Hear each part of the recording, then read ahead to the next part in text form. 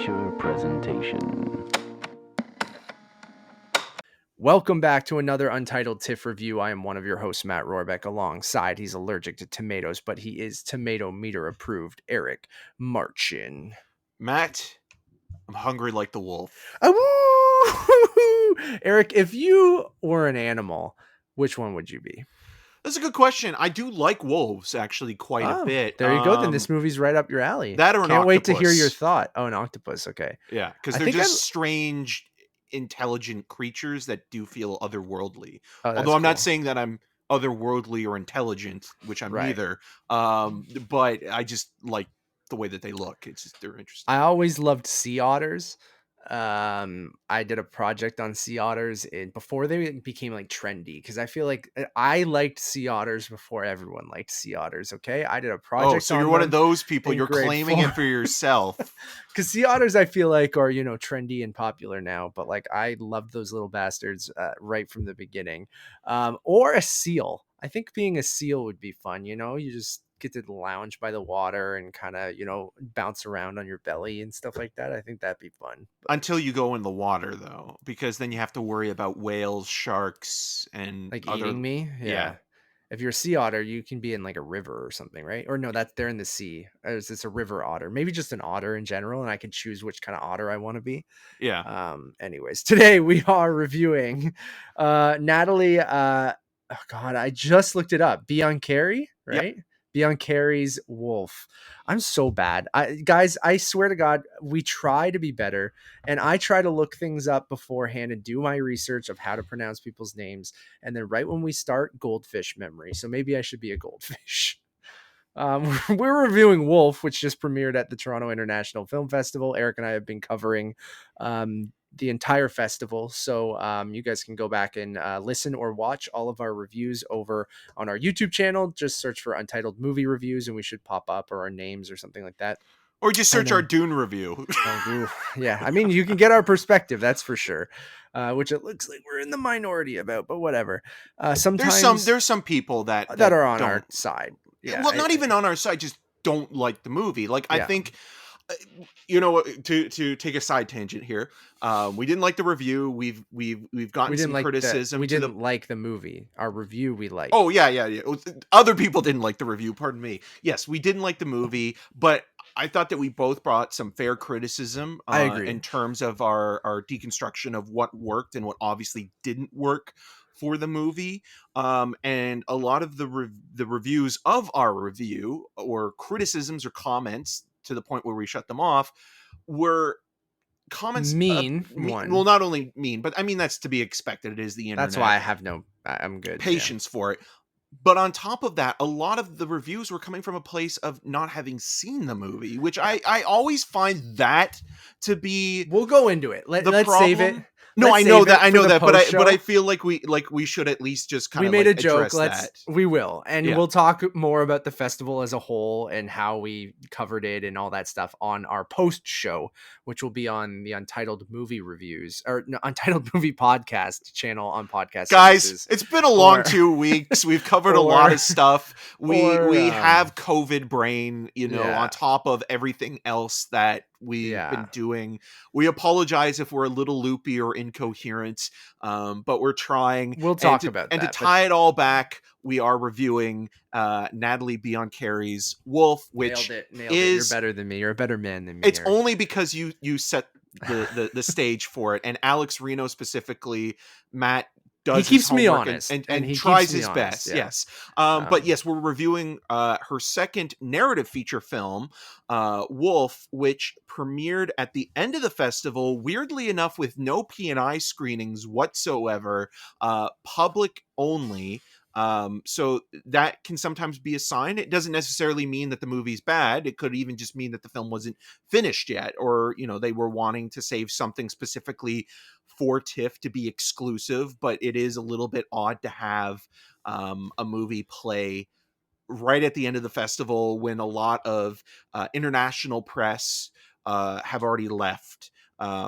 So we're reviewing this movie, and essentially what it boils down to is you have George McKay in the lead role as a young man who is admitted to a psychiatric hospital that focuses solely on treating those who believe, young people that believe that they are actually animals, whether they be a wolf, whether they be a cat, a parrot, a squirrel, a golden retriever.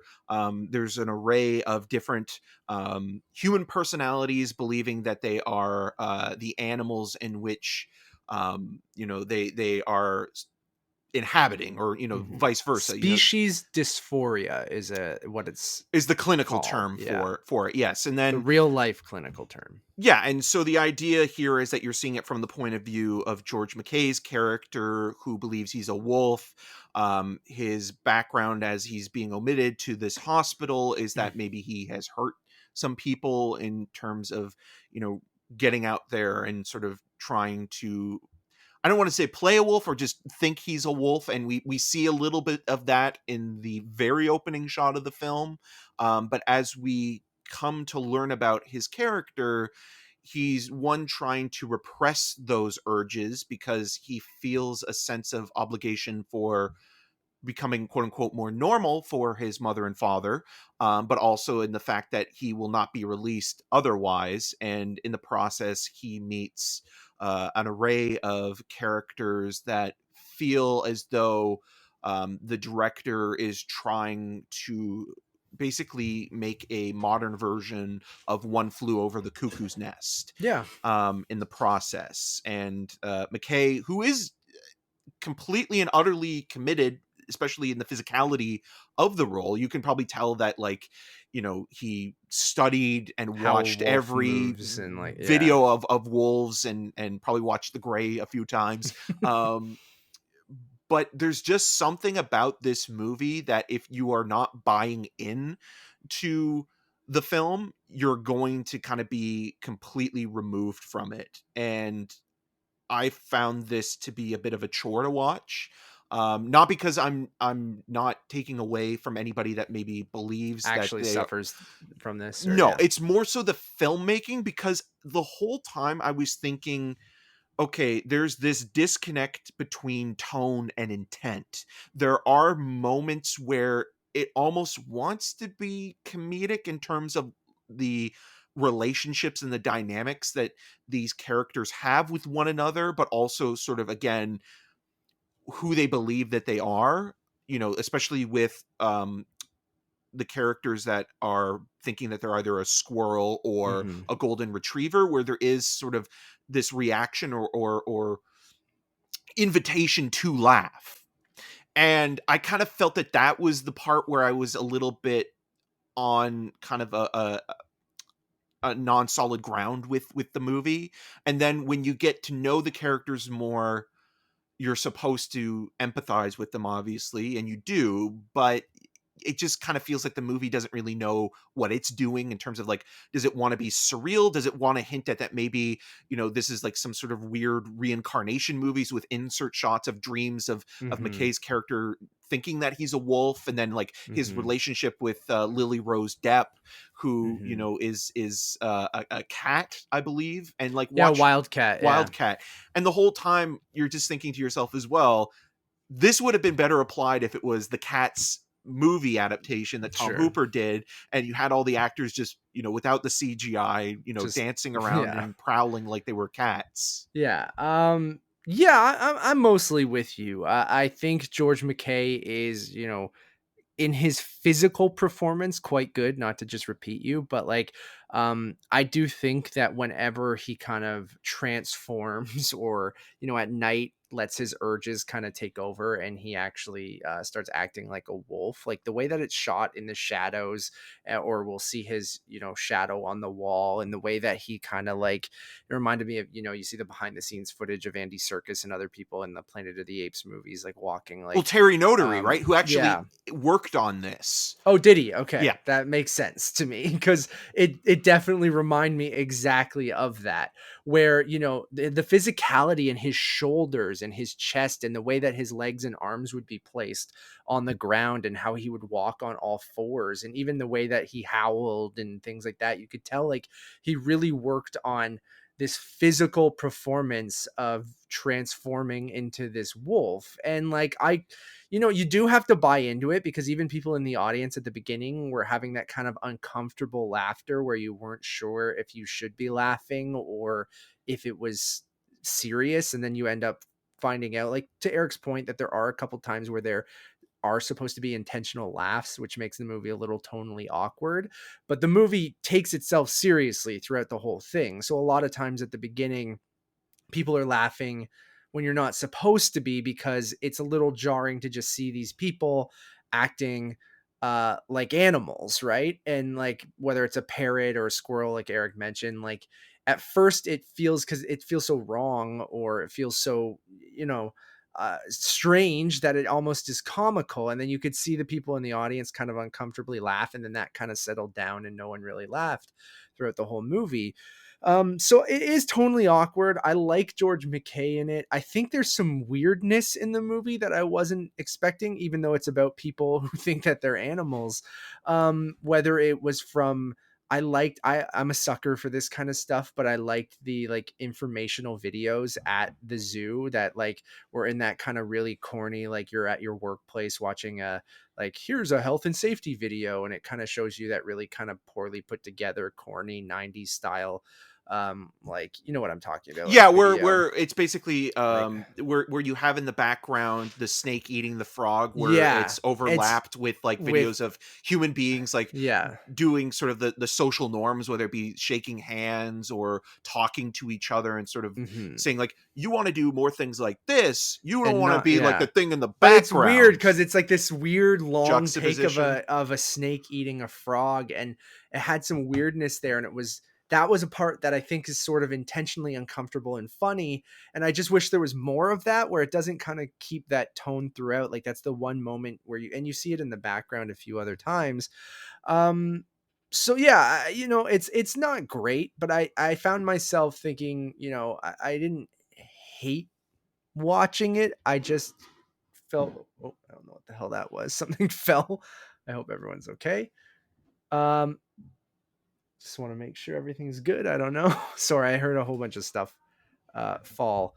And then I want to bring up Paddy Constantine too, because he plays this character called the Zookeeper, and he's kind of like the head, not like Physician. physician. I was gonna say warden, because it's almost like a prison at times, but Which it is. I mean, again, that's what yeah, they're kind of playing it up as, right? yeah.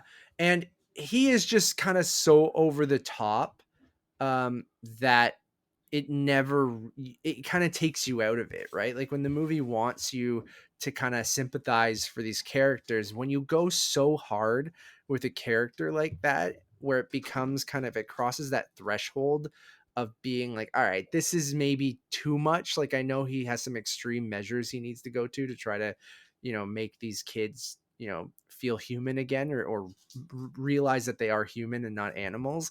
It just ends up becoming like kind of like villainy instead of just an awful Mustache person. twirling, Yeah, right? Where like yeah. you have to have it's again, I agree with you. It's riding that fine line between sort of, a complex kind of character who, maybe has done this job for too long and has lost sight of why they, decided to specialize in this sort of form of therapy and helping in the first place. Because there is something kind of, I think, interesting there with not the character, but you look like you mentioned it with the video, but you look at like these kids and the place that they're set in. This is a top of the line, state of the art facility, Hmm. and like they have iPads. It almost feels like this character, the zookeeper, is somebody that is more sort of now focused in his career and sort of keeping, the finances and funding afloat, and in order to do so he needs to see progress within, the subjects. I don't even want to call them, Patience patients, or because he inmates. doesn't Yeah, treat them like patients. He treats yeah. them more as like a monetary value, in terms of, getting people to, to keep the parents sort of, um not worried, and so they won't pull them out of this school, and when they graduate or when they come back, it's just like there's this idea of like, okay, well, like he's looking at it from the point of view probably like getting grants and things like that, and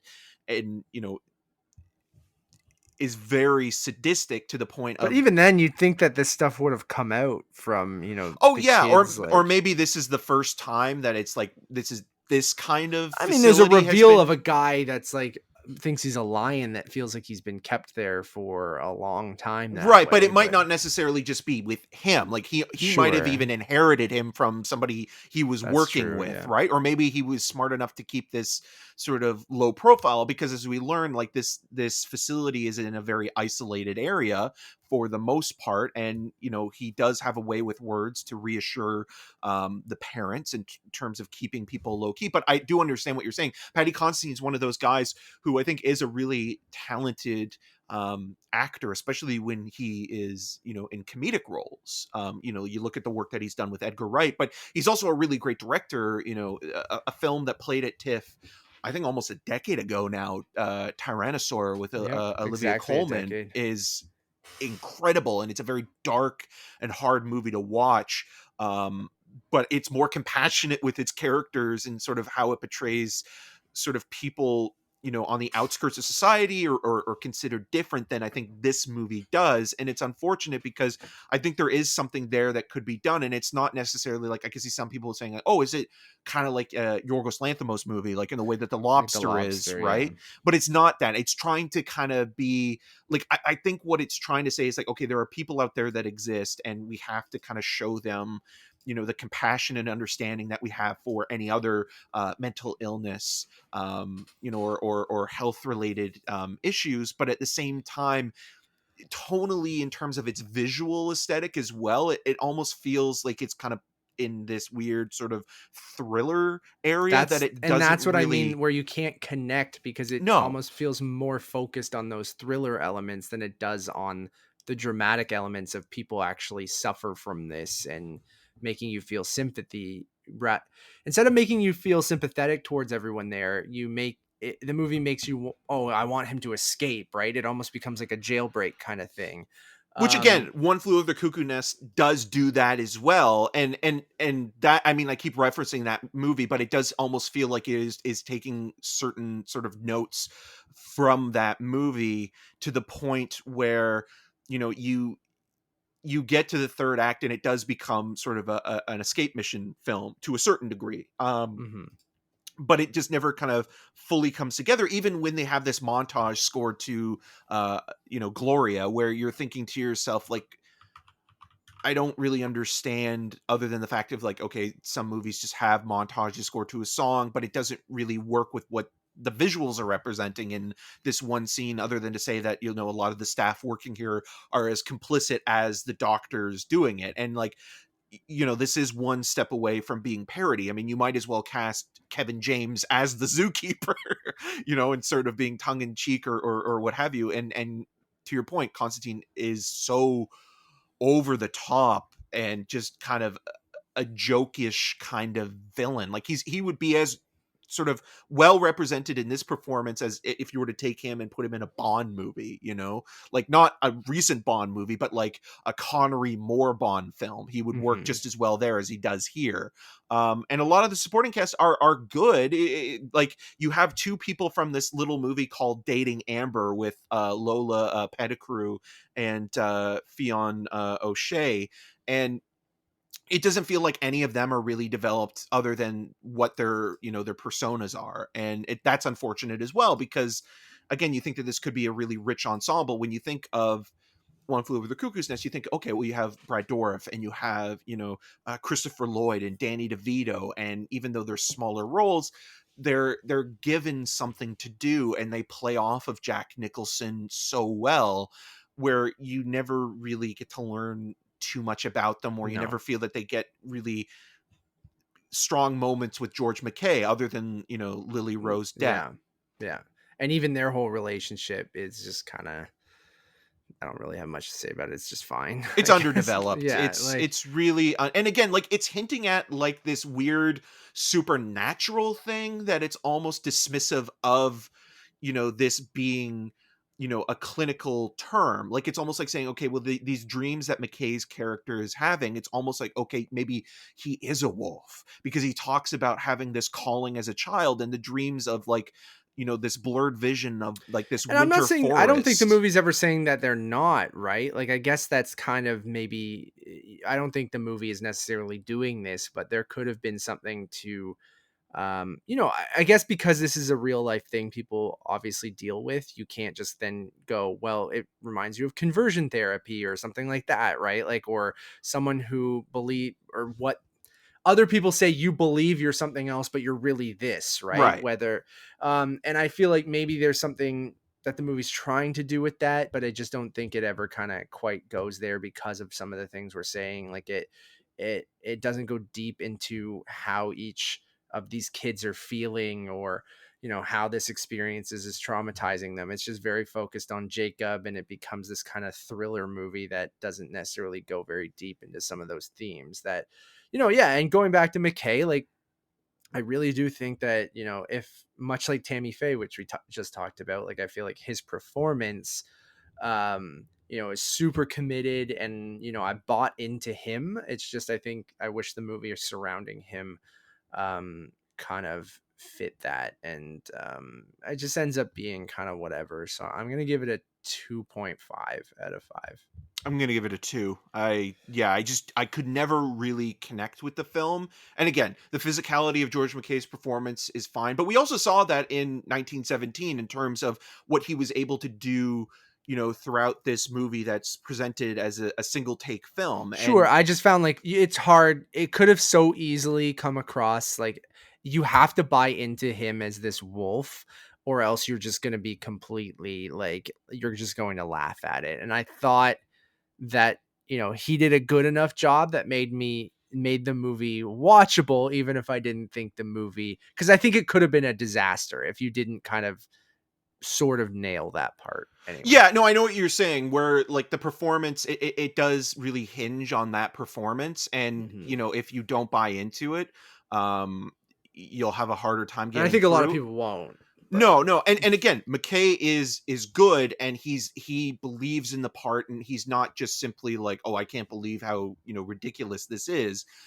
He's doing exactly what is needed to be done. It's the thing that I don't buy into is the movie itself, because I don't know where the movie ultimately stands. Is it a thriller? Is it a drama? Does it believe that this type of syndrome of mental illness is real, because it's also contemplating the idea that maybe this is also supernatural and being reincarnated in human form? It's all over the place in terms of mhm. ultimately what it wants to be. And then it has this abrupt ending where it almost feels like the movie just didn't know where to end, and it's just like, okay, well, this is it, we're just throwing our hands clean of it at this time. I don't disagree. um, Thank you all for listening. We have a ton of other reviews that you guys can check out, TIFF and otherwise, right here on YouTube on the Untitled YouTube channel. Or if you want an audio version, you can head over to any podcast service and just search for Untitled Movie Reviews. We have another show called Untitled Movie Podcast. We'd love for you guys to check out. It's more long form, free flowing. We'll have a post TIFF wrap up where we talk about some of the movies that either Eric or I watched, and the other person didn't watch them. So we'll talk about some of those movies there, as well as just kind of a roundup of how we felt like this year's festival went, and some of the ups and downs of it, some of the fun stories and things like that. So that'll be on our next draft, which should be out very, very soon for you guys. You can go a one-stop shop for everything Untitled over on Letterboxd. Our HQ is Untitled_movies. You get links to all of our social channels, our average ratings, our reviews, all that kind of stuff. So just head over to Letterboxd at Untitled_movies. As always, my name is Matt Rorabeck. You can find more of my work around the internet, but mostly at Untitled Movie Podcast. And you can follow me on all those social medias at Matt Rorabeck. So you never thought of yourself maybe as being like an animal, maybe being like a lion, just because your last Um, name Rorabeck? I was weirdly again watching Succession the other day. I got to the have you haven't watched season 2 yet, right? I've watched some There's of a it, but not all of it. So Boar on the Floor is this like game that Logan makes them all do when he's just very angry and trying to find the, like, kind of the rat who's leaking information. And people used to call me Boar. Rorabeck, yeah, roar, a lion. But they used to call me Boar, and then I was like, because a piggy, or was I boring? or was it just because my name was Rorabek and Borabek? I don't know. Who knows, man? But boar, sea otter, you know, a seal. I'll take any of those. Okay. and You asked. No. I think that I don't understand the boar thing other than it The boar? rhymes. Yeah, they used to. People called me Boar for some reason. Maybe because I was boring. I don't know. No, you're not. But anyways, I'm Eric Marchin. You can find more of my video reviews at rogerstv.com/cinemascene and on the social medias at em6211. Until next time. Woof.